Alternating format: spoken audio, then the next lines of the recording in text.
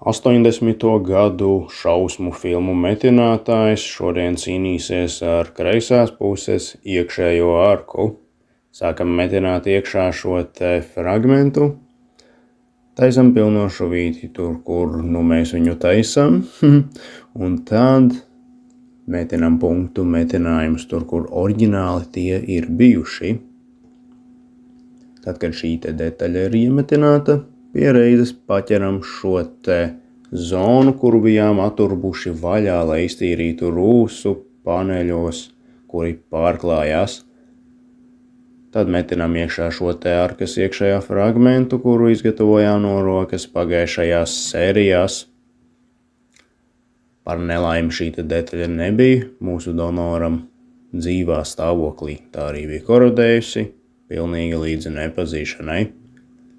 Tad, kad viss šeit ir skaisti nometināts pilnajā šuvē, tad metinam klāt punktu metinājuma vietas hermētiskākam savienojumam šajā te agresīvajā zonā. Pirms metināšanas starp paneļiem nedaudz iesmērējām iekšā šuvju līmi, gumiju. Tad, kad viss būs sametināts un skaisti apžūs, tad būs hermētisks paneļu pārklājums. Tad izmantojam slīpējamo disku, lai apslīpētu visus negludumus.